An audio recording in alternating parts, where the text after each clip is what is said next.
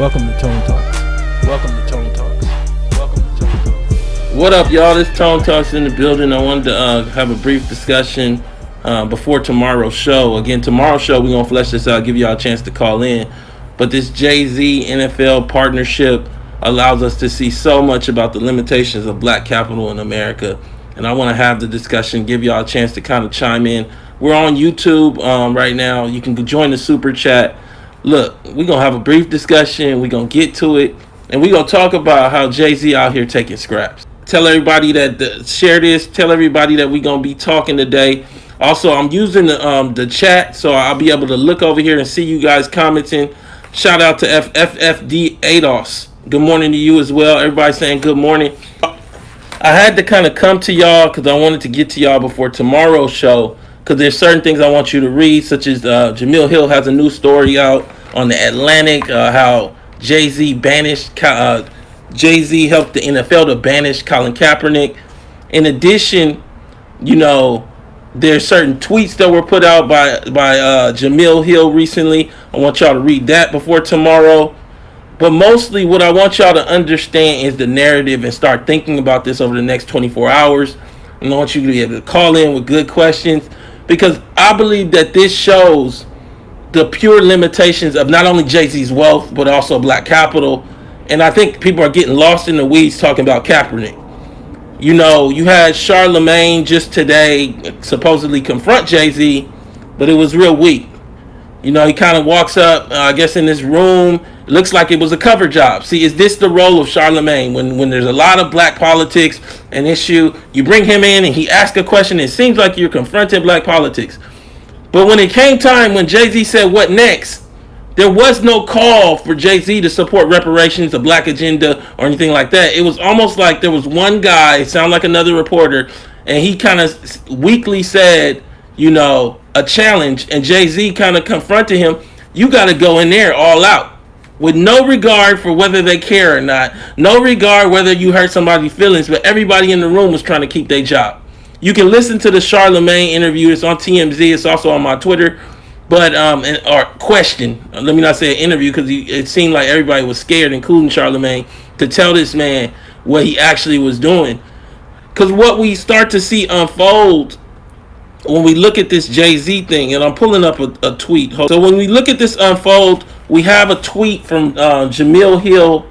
If Colin Kaepernick isn't part of this, I'm not sure how to feel about this. Very curious about these details. Eric Reed, who kneeled with Kaepernick, said he is not, to make it clear. And what you also see, this whole thing where effectively Nisa, I don't know who this person is, says, wow, so this partnership deal started a long time ago. This isn't just like yesterday. What appears to have happened, just to be clear, and this was actually brought up by Jamil Hill, who said Robert Kraft is a longtime friend of Trump and donates to his campaign. White privilege is being able to use the cultural capital of black entertainers without ever having to sacrifice. So it appears that possibly what happened is this Equinox thing that happened, they tried to get ahead of it in terms of other people who donated to Trump in regard to the NFL. Now, I'm not saying I know that for a fact, but it's very much aligned. It appears that months ago there was conversations with Kraft and Jay-Z, and this is the result, and it has less to do with social justice and more to do with business bottom line. Quintessentially, to me, this ties directly into the lawsuit that Byron Allen has with Comcast. We're not here for knee pads and crumbs. See, tomorrow I'm going to flesh this out more, and I've done it in the prior show, and talk about how conservative, like particularly the NFL, the owners are, and how much they donate to Republicans. And it's a lot. Understand that what we have here is a quintessential question of football. I already wrote a piece in Vice Sports, Football's War on the Minds of Black Men, about the actual structure of what they do for a living. Because none of it makes any sense. They run and destroy their bodies for all of our entertainment. And then we say, well, they got to survive. They got to eat. Well, this is the expense of eating, destroying your body. And why can't we eat doing regular business? But we come back to the reason we can't see this is because they cloak it in Jay-Z and make it seem like it's not just cool, make it seem like it's not just an access avenue for wealth, They make it seem like it's okay. This is the game that Jay-Z has played for corporate wealth all throughout his career, whether you know it or not. From the rapping to the Ace of Spades to the Uber to the NFL to the Brooklyn Nets, that is Jay-Z's role. He is not a businessman.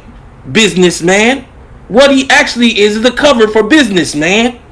So what you see is that Jay-Z performs a functional role of making black folks think it's okay to do whatever they're doing. Let's talk about it for a second. 10% of this man's wealth when it came out a month ago was Uber. All I heard was that makes him a great business guy and a great... What we find out, what we're able to ascertain is that Uber, and I'll let you read the article yourself. I'll pull it up so you can read it on your own before tomorrow, is that Uber is nothing more than a payday loan against your car. It is a payday loan against the depreciation in your car. So you count the maintenance, you count the gas, but what you don't count is the depreciation of the car itself. But if you add that in, the cost of you pulling out that depreciation is basically a processing fee of driving people around. I'll let you think about that. But that's Jay-Z. He was sold that. See, they didn't give him that interest in Uber just to be giving him that interest in Uber. They didn't have to sell it to him. They gave it to him so he could validate Uber for the rest of people. America. Black America. ADOS. They did the same thing with Beyonce. She performed at a concert and they gave her stock in Uber instead. You think they did that because they wanted to do that or that she was smart or something? No, they did that to make y'all think it's okay to drive Uber. And here we are. They done just stole from a whole bunch of Americans because that's what it is. So we look at the Ace of Spades. Cheap liquor, cheap grapes. I'm going to pull that article up so you can look at it. I'm going to do a final version even of this video where I drop articles in so you can see it. You look at it's basically cheap table grapes. The only thing that makes it worth more than that is black folks believe in Jay-Z. So we have this magical belief in Jay-Z, and that's why black folks are struggling. And that's why black folks don't get what black business should look like versus what it is. What black business should be doing is bringing lawsuits to the Supreme Court, such as Byron Allen Entertainment Studios is doing, that challenge the boundaries of laws that are on the books for the sentence of slaves. Nobody in the room with Jay-Z, with Charlemagne. I don't even know about this night school guy y'all keep bringing up. But nobody in the room knew to tell Jay-Z, well, what you need to do is write a supportive brief for Byron Allen because he's suing over the Charter Comcast lawsuit using slave laws. It would have shut the room down. That's why you don't bring Tone Talks in the room. Because I grabbed the dude by his jacket. Man, y'all don't understand. Like I said, when I met Dre, I don't ask for money. I don't got no weak question. I give you the new Jim Crow and read it to you. I give you Tavis Smiley accountable. If you tell me you don't read and give it to you on disc, ask. Ask what I did. I'm telling you like this. When I tell you about the Byron Allen lawsuit, it's because I talked to him this week. It's because the reality is that the NAACP, the Urban League, have decided that they ain't gonna write no briefs. We a month away and they ain't out. Everybody on the take, everybody taking a little money, and the role of everybody is to keep black folks from understanding we don't own nothing and that these people are oppressive. So you have a league built on destroying black bodies. At the same time, black folks don't have no wealth. Ain't nobody said nothing about reparations, but we sitting up laughing with Roger Goodell. None of this makes any sense. Let me see what's in the chat, man. Jay-Z and Bey used to control the masses. Shout out Political Lil. Son of a Panther. They make dollars off of us in the same way predatory YouTube, same way predatory folks do. Mario Hill, ADOS Memphis. Jerry Minia Battle. That's right, Tone. Celebrities are people, not gods. I don't even know if that goes far enough. Understand, both of these people, and Jay-Z and Beyonce, I believe, don't have high school diplomas. Y'all following people that don't have high school diplomas being used by white capital to validate everything from Uber, which I just described, to the NFL, to even the Brooklyn Nets. This isn't just one thing. He did this with Brooklyn Nets. Jay-Z's already got a track record. He sold it to us. We got it in the report. What we get wrong about closing the racial wealth gap. Pull up the report in the section on black celebrity. They had to come up with a whole rule called the Jay-Z rule in terms of NBA ownership, where you can't have 100 owners and then one of them be black, so you can run them around and sit them on the court side and make it look like blacks have ownership. We're not doing that no more. That's what Comcast did with Revolt and Aspire. Them people don't really own no large share of the company. They own enough to be the face people, where they run around and sit down and make it seem like black people own things. See, the problem with not owning it is you don't own the message. See, fundamentally, we come back to Kaepernick. I did an article in the Griot maybe about two or 3 years ago. I did a couple articles. I did another one on Newsmax, and what I said is that Cap may never play football again. I said essentially, Cap, when you kneel, you no longer are like Captain America with the shield. Now you're Cap, the black political figure. You can't sell it no more. See, I think we get confused. Let me say this about what sport is supposed to be in America. What it is not about NFL playing football or basketball. It is, to me, a control mechanism to keep particularly ADOS folks, the poor folks, thinking that we have opportunity. There's a new article that just came out on Bloomberg. You can read it before tomorrow. I'll pull it up in the final version. And what it shows is that essentially you no longer can become rich unless your parents are rich in America. See, that's when I show you Jay-Z from Marcy Projects and he's doing this and he's been around so long, it makes it seem like everybody has a chance. But what this article says is what I've been telling you, that now America has locked up. And even then, that was like some fluke where the Capitol decided to just give him something just to keep the rest of us calm. But they're not even doing that no more. There's no more rap dreams. There's none of that. Understand this. Fundamentally, we are at a pivot point. What this Jay-Z NFL partnership and his response shows is that you have people whose role in capital is not ownership. Their role is basically to create and be a cover. A cover for the fact that they don't plan on sharing any of that capital with us. Now, that's particularly true for all Americans, but for ADOS, we built the country. We've said it before, none of these celebrities have come out in support of a reparations package that black Americans, ADOS Americans, are owed by America. They haven't said anything. But you know how to come out when the NFL needs you.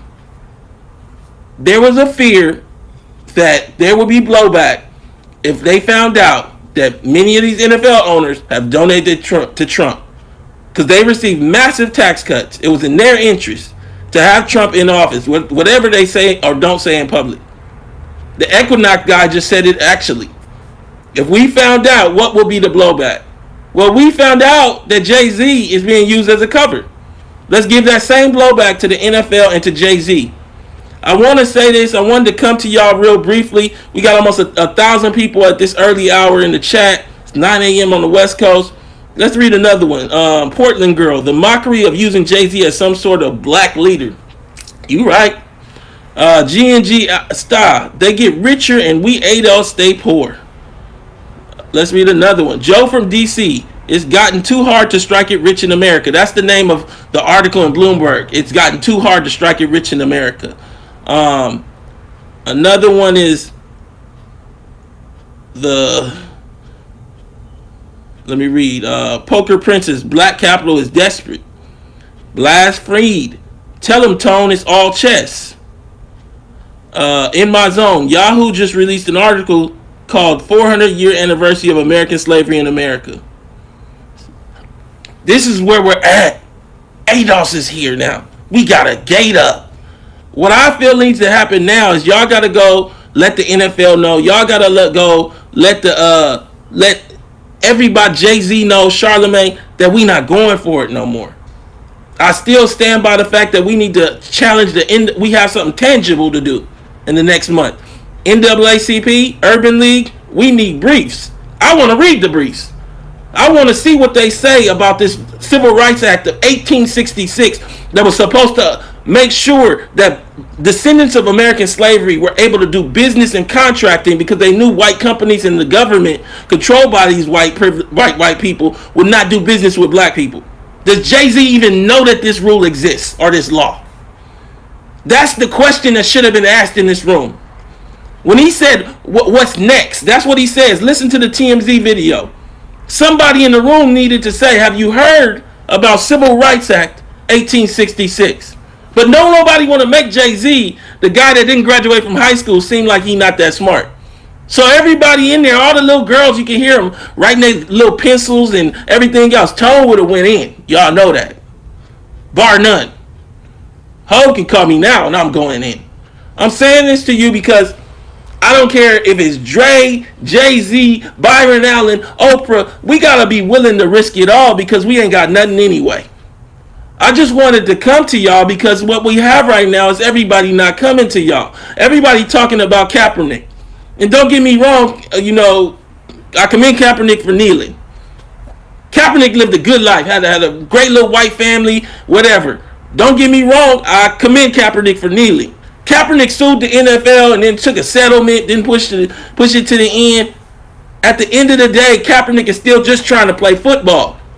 What we here for is the reality behind why our black people, why Eric Gardner had to be selling cigarillos instead of owning the liquor store or owning a store without liquor in it in his community, that he don't have to smoke cigarillos in the front. The guy that's in the liquor store should be selling the cigarillos.